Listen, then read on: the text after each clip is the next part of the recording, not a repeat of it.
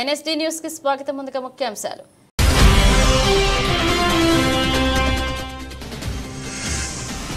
MLC ఎన్నికల్లో majority లేకుండా TDP పోటీ చేస్తుందంటే దాని అర్థం ఏంటి? మండిపడ్డ వైఎస్ఆర్సీపీ అధినేత మాజీ సీఎం వైఎస్ జగన్మోహన్ రెడ్డి.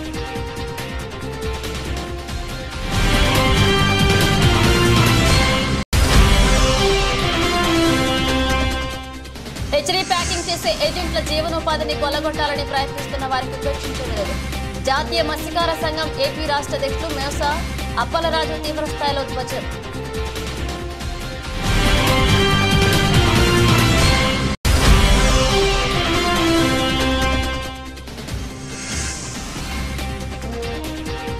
ఆర్టీసీని ఆదాయ వనరులుగా తీర్చిదిద్దాలి. శ్రీకాకుళం ఎమ్మెల్యే గొట్టు శంకర్.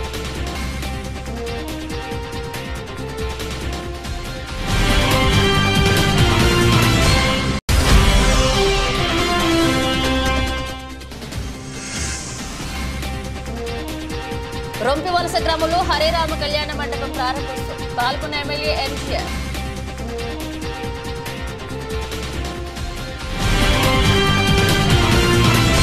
ఎమ్మెల్సీ ఎన్నికల్లో మెజారిటీ లేకుండా టీడీపీ పోటీ చేస్తుందంటే దాని అర్థం ఏంటి? కొనుగోలు చేసి ఎమ్మెల్సీ ఎన్నికల్లో గెలవాలని చూస్తుందని వైఎస్ఆర్సీపీ అధినేత మాజీ సీఎం వైఎస్ జగన్ మండిపడ్డారు. గురువారం ఆయన ఉమ్మడి విశాఖపట్నం జిల్లా స్థానిక సంస్థల ఎన్నికల నేపథ్యంలో నర్సీపట్నం, పెందుర్తి, పాయకరావుపేట నియోజకవర్గ స్థానిక సంస్థల ప్రతినిధులతో నియోజకవర్గం ఎంపీటీసీ, జడ్పీటీసీలతో సమావేశమయ్యారు. ఈ సందర్భంగా వైఎస్ జగన్ మాట్లాడుతూ, ముఖ్యమంత్రిగా ఉన్న వ్యక్తి ప్రజాస్వామ్యాన్ని కాపాడాలి. సీఎం స్థానంలో ఉన్న వ్యక్తి ఏం చేస్తున్నాడన్న దానిపై సమాజం చూస్తుంది. కానీ చంద్రబాబులో అలాంటి విలువలు లేవు. చంద్రబాబు లాంటి దుర్మార్గుడితో యుద్ధం చేస్తున్నాం. 2024 ఎన్నికల్లో చంద్రబాబు ప్రజలను మోసం చేశాడు. సూపర్ 6 హామీ ఇచ్చాడు, కానీ మోసం చేస్తున్నాడు. నీకు 15,000, నీకు 18,000 అని ప్రచారం చేశాడు. ఎన్నికల్లో చంద్రబాబుల హామీలు ఇవ్వాలని నాపై ఒత్తిడి తెచ్చారు. మనం అబద్ధాలు చెప్పి ఆ కిరీటాన్ని మనం నెత్తిన పెట్టుకుంటే మనకేం సంతృప్తి వస్తుందంటూ వైఎస్ జగన్ వ్యాఖ్యానించారు.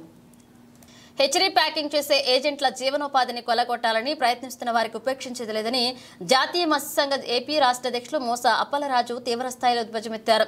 ఈ మేరకు అనకాపల్లి జిల్లా పాయకరావుపేట మండలం కొర్లయ్యపేటలో మోసా అప్పలరాజు తన నివాసం నందు మీడియా సమావేశాన్ని నిర్వహించారు.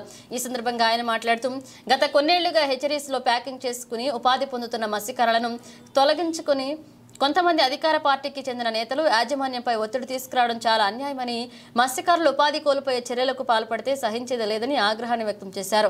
వీరిపై చర్యలు తీసుకుని మత్స్యకారులకు న్యాయం చేయాలని కోరుతూ ఢిల్లీలో జాతీయ మానవ హక్కుల కమిషన్ కలుస్తామని, అలాగే రాష్ట్ర ముఖ్యమంత్రి చంద్రబాబు నాయుడుని, ఉప ముఖ్యమంత్రి పవన్ కళ్యాణ్లను, టీడీపీ జాతీయ ప్రధాన కార్యదర్శి, రాష్ట్ర విద్యాశాఖ మంత్రి నారా లోకేష్లను, రాష్ట్ర మానవ హక్కుల కమిషన్ సభ్యులను కలిసి జరుగుతున్న అన్యాయాలను, దౌర్జన్యాలను వారి దృష్టికి తీసుకువెళ్తామని మోసా అప్పలరాజు పేర్కొన్నారు. ఈ మేరకు అప్పలరాజు మాట్లాడారు.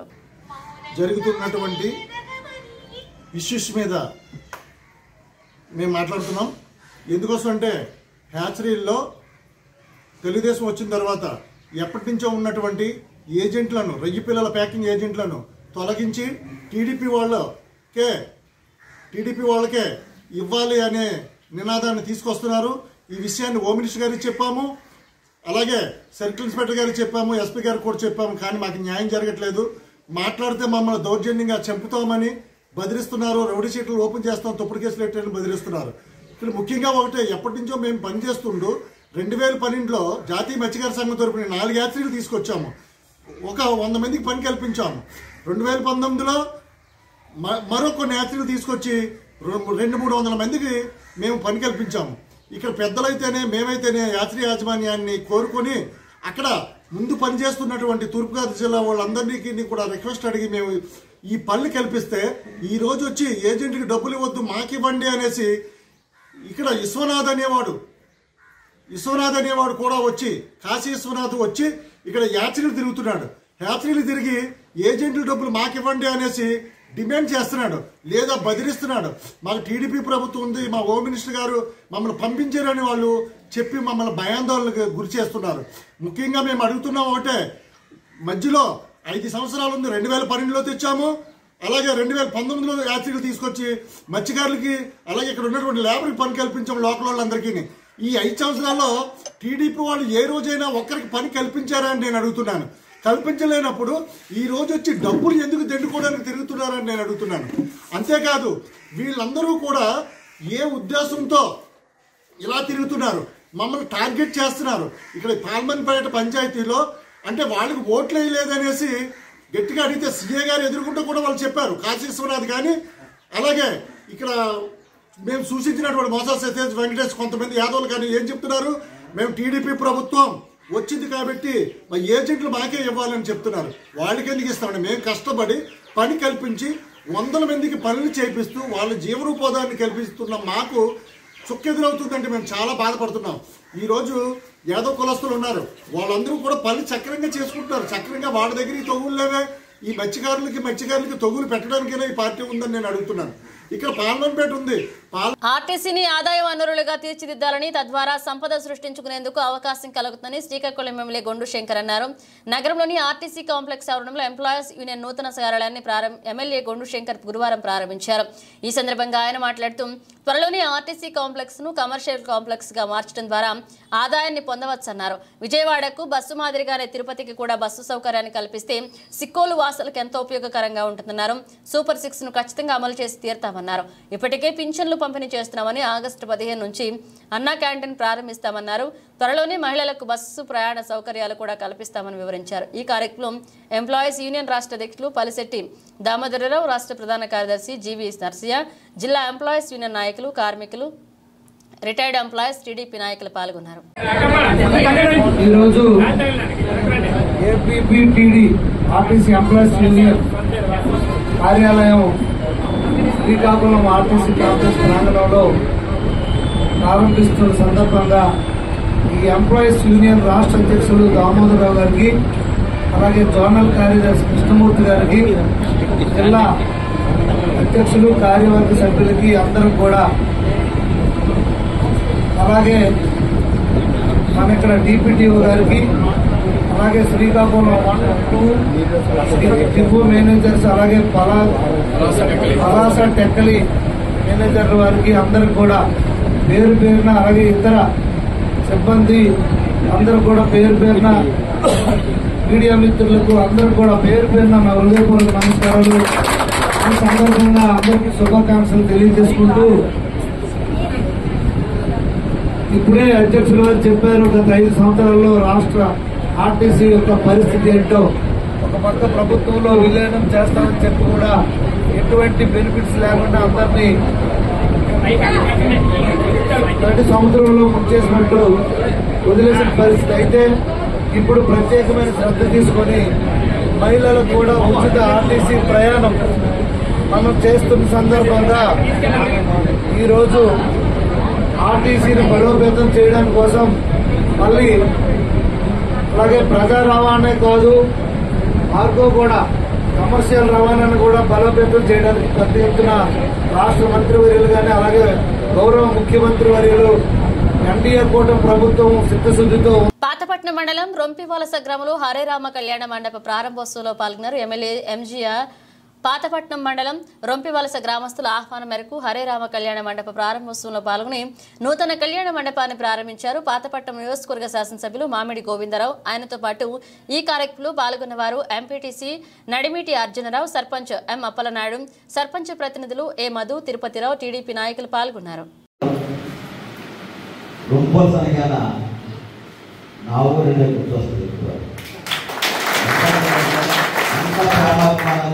ఊరు మా నాన్నగారు ఉప్పసలు ఉండాలి 24 గంటలు ఉండేవాళ్ళు గురించి మాట్లాడాలి. ముందుగా రొంపాసలు ఉండాలి ప్రజలకు నా నమస్కారాలు. అక్కడ ఉన్న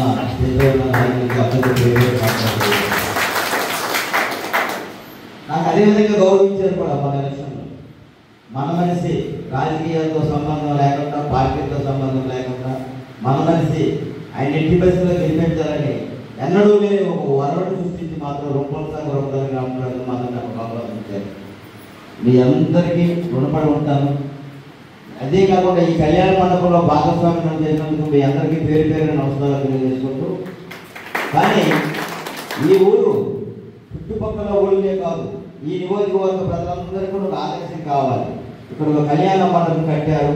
ఈ కళ్యాణ మండపం చూడండి, ఇప్పుడు ఆయన కథ చెప్పినట్టు కుల మతాలకు అతీతంగా అందరికీ కూడా ఉపయోగపడే విధంగా ఈ కళ్యాణ మండపం కట్టారు. ఆయన చెప్పింది కరెక్ట్. దయచేసి ఈ ఊరు ప్రజలందరూ ఆయన మాట పూజా పాటించి అదే కంటిన్యూ చేయండి. అదే కాకుండా మీకు ఎప్పుడు ఏ అవసరం ఉన్నా సరే నా ఊరు సహాయం ఉంటుంది. ఎందుకంటే ఈ ఊరినే చెప్పాను కదా, మీ ఊరు నా ఊరు అని చెప్పాను కదా. ఎనీగా మీరు ఎవరైనా అడిగినా ఎవరికి ఏ అవసరం ఉన్నా తప్పనిసరిగా నా ఊరు సహాయం చేస్తామని తెలియజేసుకుంటూ నాకు ఈ అవకాశం ఇచ్చిన మీ అందరికీ పేరు పేరు నమస్కారాలు తెలియజేసుకుంటున్నాను. ఎందుకంటే నాకు ఉదయం నుంచి రెస్ట్ లేదు, నిన్నటి నుంచి రెస్ట్ లేదు. ఎస్ఎంసీ ఎలక్షన్ వస్తున్న ఇంతేకాలం ఎలక్షన్లో ర్యాక్ఆఫ్ పడుకోలేదు, ఇప్పుడు పడుకోలేదు. ఇప్పుడు నాకు పరిస్థితి అంటే కొన్ని కార్యక్రమాలు ఉన్నాయి కాబట్టి తప్పదు అని చెప్పేసి మన మురళీలో మా అల్లుడు రాజు మరొకసారి మీ అందరికీ పేరు పేరున కొద్దిగా వేసుకుంటూ సెలవుకుంటున్నాను. నియోజకవర్గ అభివృద్ధికి పెద్ద ఎత్తున నిధులు తీసుకురావడంలో పొలిట్ బ్యూరో సభ్యులు యనమల రామకృష్ణుడు, ఎమ్మెల్యే దివ్య విశేషంగా కృషి చేస్తున్నారని, రానున్న రోజుల్లో నియోజకవర్గ రూపురేఖలు పూర్తి స్థాయిలో మారి రాష్ట్రంలోనే ఆదర్శప్రాయంగా నిలుస్తుందని తెలుగుదేశం పార్టీ నాయకులు అభిప్రాయపడ్డారు. కాకినాడ జిల్లా తుని తెలుగుదేశం పార్టీ కార్యాలయంలో ఏర్పాటు చేస్తున్న సమావేశంలో నాయకులు మాట్లాడుతూ అధికారం చేపట్టిన దగ్గర నుండి వివిధ మార్గాల ద్వారా సుమారు 120 కోట్ల నిధులు మంజూరు కావడం ఎంతో సంతోషదాయకమని, పారిశ్రామికంగా అభివృద్ధి చెందుతున్న నియోజకవర్గానికి ఎయిర్ స్క్రిప్ట్ ఏర్పాటుకు రాష్ట్ర ప్రభుత్వం ప్రతిపాదన చేయడంతో యనమలకు విశేషంగా ఉందన్నారు. బహుళ పరిశ్రమలలో ఇటువంటి ఆధునిక అభివృద్ధి వలన యువతకు మరిన్ని ఉపాధి ఉద్యోగ అవకాశాలు లభిస్తాయన్నారు. ఈ కార్యక్రమంలో మాజీ తాండవ చైర్మన్ సుర్ల లావరాజు, మాజీ సర్పంచ్ సంఘం అధ్యక్షులు చింతమనేని అబ్బాయి, మాజీ మున్సిపల్ చైర్మన్ ఇనుగంటి సత్యనారాయణ, కుసుమంచి సత్యనారాయణ పాల్గొన్నారు.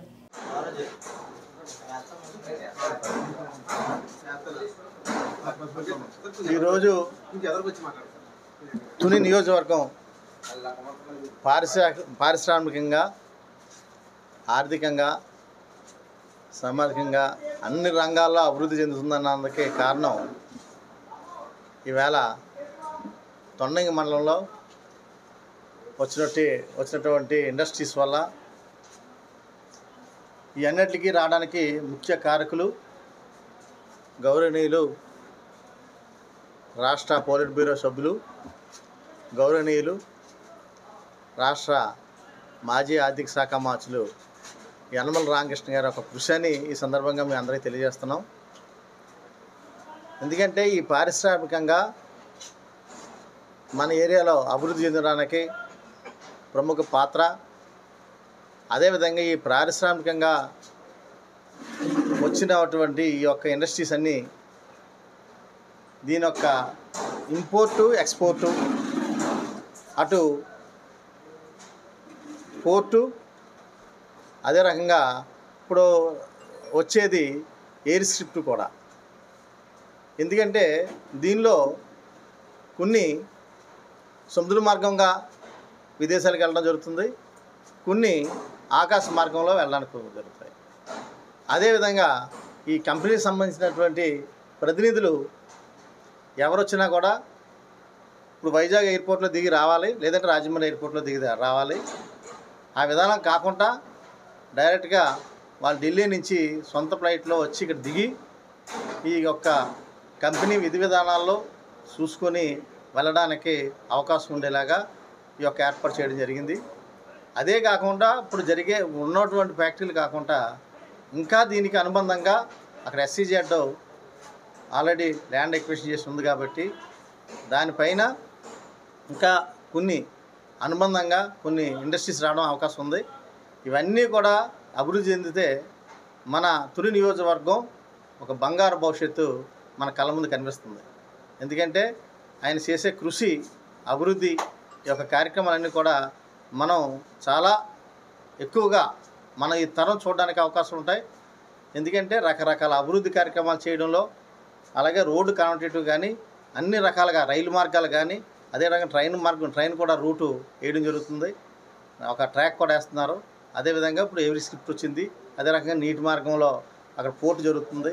అంటే ఇన్ని రకాలుగా మన ఏరియాని అభివృద్ధి చేయడానికి ప్రముఖ పాత్ర వహించినటువంటి గౌరవనీయులు అనకాపల్లి DCMS లో అనకాపల్లి జిల్లా రేషన్ డీలర్ల సంఘ ఆధ్వర్యంలో సంఘం సభ్యులు ముఖ్యమంత్రి చంద్రబాబు నాయుడు, ఉప ముఖ్యమంత్రి పవన్ కళ్యాణ్ చిత్రపటానికి పాలాభిషేకం చేశారు. ఈ సందర్భంగా వారు మాట్లాడుతూ కలెక్టర్ల సదస్సులో పాత పద్ధతిలో రేషన్ డీలర్ల ద్వారా సరుకులు అందించే బలోపేతం చేసేలాగా తీసుకున్న చర్యలపై రాష్ట్ర అధ్యక్షులు దివిలీల మాధవరావు సారథ్యంలో కూటమి నాయకులు ముఖ్యమంత్రి చంద్రబాబు నాయుడు, ఉప ముఖ్యమంత్రి పవన్ కళ్యాణ్, పౌర సరఫరాల శాఖ నాదెండ్ల మనోహర్కి అనకాపల్లి జిల్లా రేషన్ డీలర్ సంఘం నుంచి కృతజ్ఞతలు తెలుపుకుంటున్నామని సంఘం అధ్యక్షులు శేషు మరియు పెంటకోట నాయుడు తెలిపారు. రాష్ట్ర అధ్యక్షులు దివిలీల మాధవరావు ఆధ్వర్యంలో జరిగిన కార్యక్రమంలో రాజు నాయుడు, ఎర్రనాయుడు, రాజారాజుని, సత్యవతి, సూర్యారావు, జనార్దన్, పరమేష్ పాల్గొన్నారు. బాబు కొరకు డీలర్లు మంచి జరగాలనే ఉద్దేశంతో ఈ వ్యవస్థని గతంలో ఉన్నటువంటి ఎండీ వ్యవస్థను రద్దు చేసి చేయడానికి ఒక ప్రణాళిక రూపొందించారు.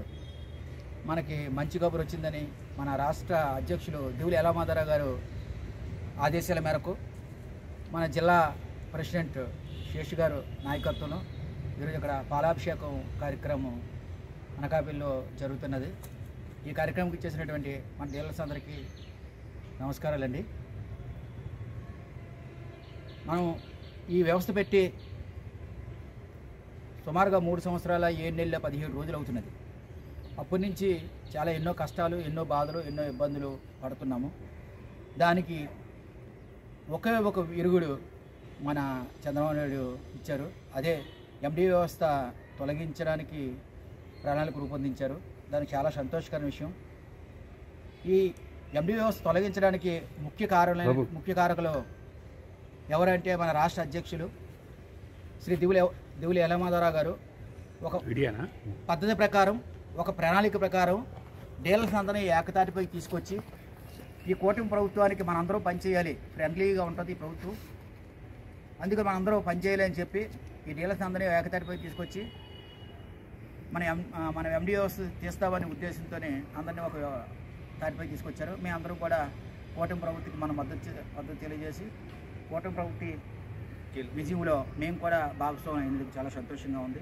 అయిన వెంటనే మాకు మాటిచ్చిన మాట ప్రకారం చంద్రబాబు నాయుడు గారు, పవన్ కళ్యాణ్ గారు, మన శాఖ మార్చులు కూడా ఏం చేశారంటే నాదెండ్ల మనోహర్ గారు కూడా దీనిపై దృష్టి సాధించి డీలర్సే బాగా ఇస్తున్నారనే ఒక సందేశాన్ని కూడా పై ప్రజలందరికీ తెలియజేశారు. వాళ్ళందరికీ మా సంఘం తరఫున, మా అనకాపల్లి సంఘం తరఫున కృతజ్ఞత అండి. మాకు కమిషను పెంచాలని ఒక నినాదంతో పనిచేస్తున్నాము. అదే కాకుండా గౌరవవేతనం కూడా ఈ ముఖ్యమంత్రి గారు ఇస్తారని ఆశిస్తూ నాకు ఈ అవకాశం నమస్కారం. వర్ధిల్లాలి రేషన్ డీలర్ల ఐక్యత, వర్ధిల్లాలి రేషన్ డీలర్ల ఐక్యత, వర్ధిల్లాలి రేషన్ డీలర్ల ఐక్యత.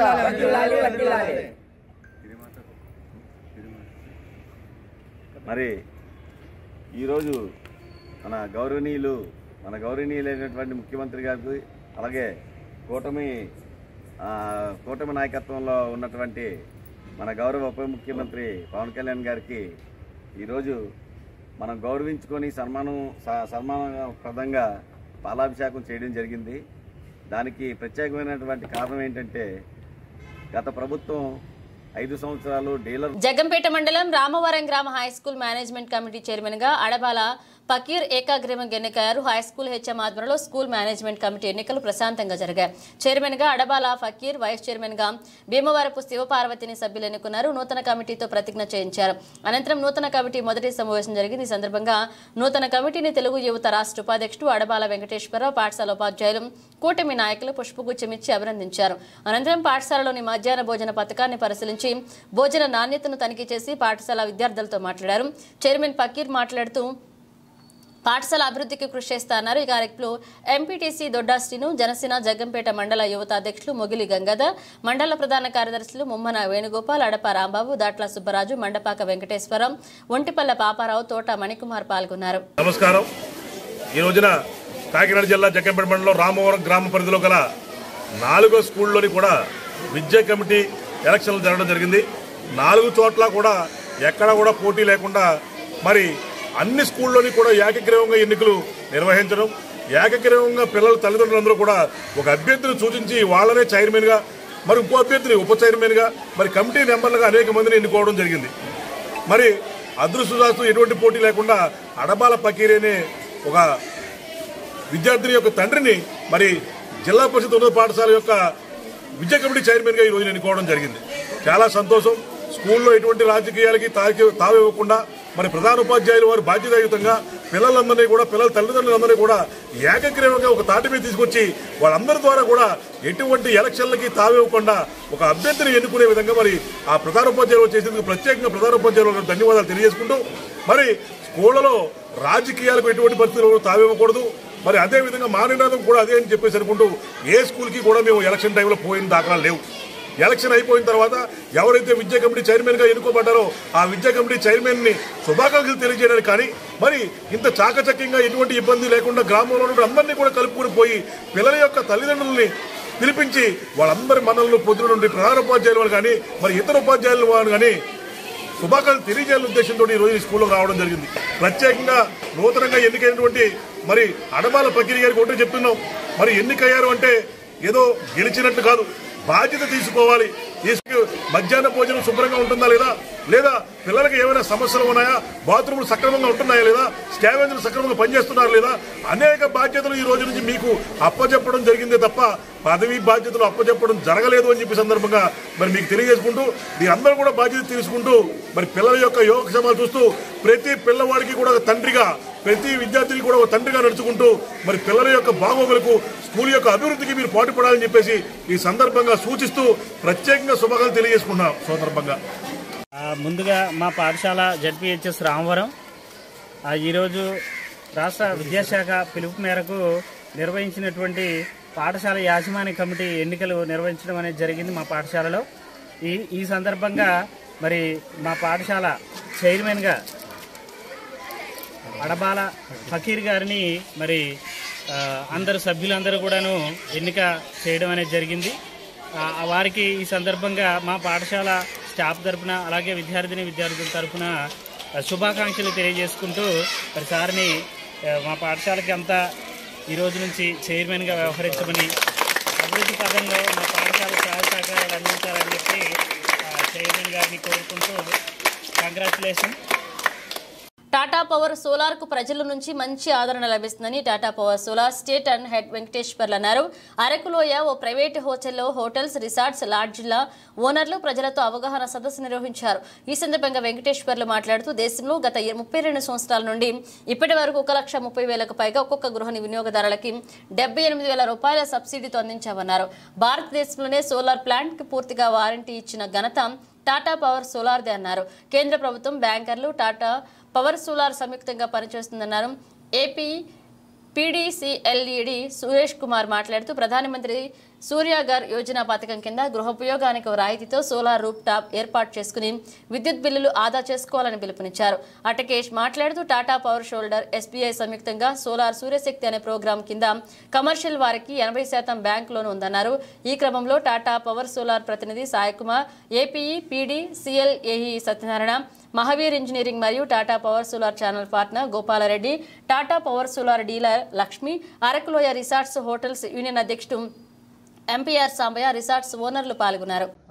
టాటా పవర్ సోలార్ని కంజ్యూమర్స్ చూసుకుంటూ ద్వారా వచ్చే బెనిఫిట్స్ టాటా పవర్ సోలార్ గత 32 సంవత్సరాల నుంచి మనకి ఇండస్ట్రీలో ఉండడం జరిగింది. అండ్ దాదాపు 1,00,000 కంటే పైకి రెసిడెన్షియల్కి మనము సోలరైజేషన్ అనేది చేయడం జరిగింది. అలాగే దానిలో భాగంగానే ఈ గ్రీన్ ఫీల్డ్స్ని టార్గెట్ చేసుకొని ఈ గ్రీన్ ఫీల్డ్స్లో ఉండేటువంటి రీసార్ట్స్ ఓనర్స్ని ఇన్వైట్ చేసి ఈరోజు మన టాటా పవర్ యొక్క బెనిఫిట్స్, టాటా పవర్తో సోలరైజేషన్ ద్వారా వెళ్ళడం, సోలరైజేషన్ చేసుకోవడం ద్వారా వారికి వచ్చినటువంటి లాభాల గురించి చర్చించడం జరిగింది. సో ఈ అవకాశాన్ని కలిగజేసినందుకు మీడియా వారికిను అండ్ ఈ రీసార్ట్స్ ఓనర్కి కృతజ్ఞతలు. టాటా పవర్ పెట్టండి, కరెంట్ బిల్ బయట చెప్పండి. సై సార్ చెప్పినట్టు లాస్ట్ 30 years నుంచి టాటా పవర్ సోలార్ అనేది మార్కెట్లో ఉన్నారు sir. So end to end last 10 years నుంచి కూడా మన own not only residential, even PNI, resort, any company మీకు పవర్ సెగ్మెంట్ అనేది మీ కంపెనీలో కానీ మీ ఇంట్లో కానీ ఉంటే వాళ్ళకి టాటా సోలార్ అనేది మ్యాండేటరీగా ఉండాల్సిందే. ఎందుకంటే మనం ఇచ్చే సర్వీస్ కూడా నాట్ ఓన్లీ 25 years, 30 years వరకు కూడా మన సోలార్ అనేది పనిచేస్తుంది. సో గ్రీన్ ఎనర్జీకి ఇంపార్టెన్స్ ఇవ్వండి. సోలార్తో ముందుకు వెళ్దాం. So thank you very much for giving this opportunity for Mahavir engineering. As well as even banking loans కూడా మనం ప్రొవైడ్ చేస్తున్నామండి కస్టమర్స్కి. రెసిడెన్షియల్ కస్టమర్స్ దగ్గర నుంచి ఒక 5 కోట్లు 6 కోట్లు కావాలన్నా కూడా మేము ప్రొవైడ్ చేస్తాం. సో మీరు కాంటాక్ట్ అవ్వండి. ఎంజాయ్ చేద్దాం. బాయ్. బులెటిన్ ముగించే ముందు హెడ్లైన్స్ మరోసారి.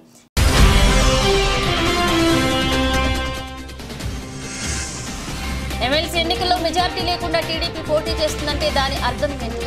మండిపడ్డ వైఎస్ఆర్సీపీ అధినేత మాజీ సీఎం వైఎస్ జగన్మోహన్ రెడ్డి.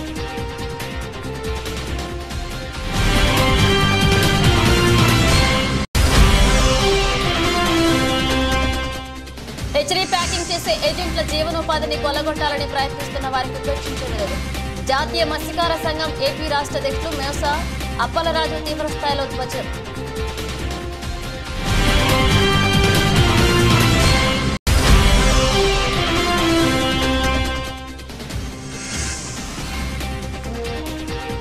ఆర్టీసీని ఆదాయ వనరులుగా తీర్చిదిద్దాలి. శ్రీకాకుళం ఎమ్మెల్యే గొడ్డు శంకర్.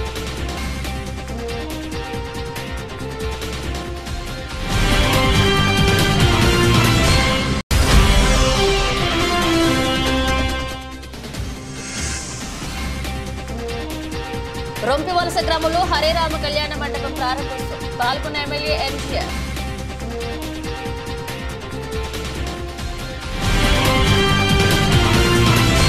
ఇవి బులెటిన్ అప్డేట్స్. మరిన్ని అప్డేట్స్తో మళ్ళీ కలుద్దాం.